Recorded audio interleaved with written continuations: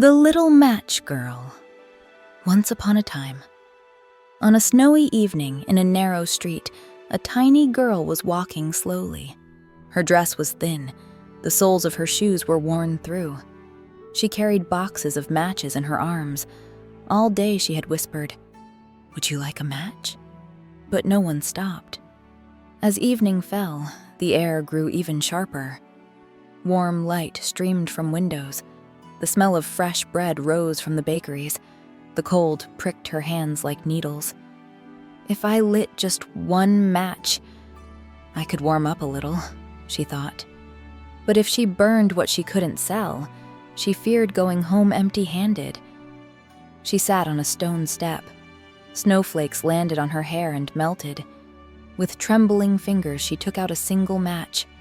"Just one," she murmured, and struck it. The flame opened like a tiny sun. It felt as if she were sitting beside the old, loving stove. A pot simmered on top. A cinnamon scent filled the room. She held her hands to that little body of light and felt its touch of warmth. But the flame went out quickly, and the darkness returned. "One more," she whispered, and lit a second. This time the wall was almost transparent. She saw herself in a room, facing a steaming plate on the table.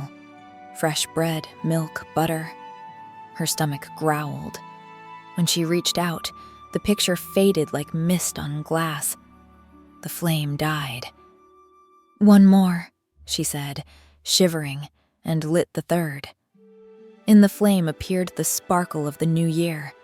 A fir tree, bright ornaments, lights dancing on fine threads. At the top, a star of light rose and rose, then slipped into the sky among the other stars. Her eyes followed it upward. She lit the fourth. The flame beat like a warm little heart. Before her stood the one who had always looked at her with kindness, her grandmother. "Grandmother," she whispered, filling with warmth. "Please don't go. Please don't leave me." Grandmother seemed to smile, but the flame trembled. Frightened, the girl began lighting matches one after another. One, then another. The more she lit, the clearer and nearer her grandmother became. Snowflakes wheeled around the flames like tiny birds. "Take me with you," the girl whispered. "Is there cold where you are? Is anyone lonely there?" When she lit the last match, the light spread like all the lamps in a great room. Grandmother opened her arms. The girl felt a safe, warm embrace. The street, the wind, the snow, all turned into a distant dream. Morning came. When people opened their doors, they found a little girl on the stone step.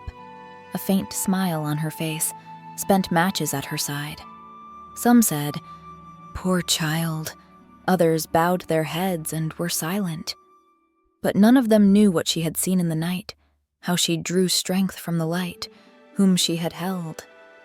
The peace in her eyes seemed to say, she had found a warmth no winter could touch.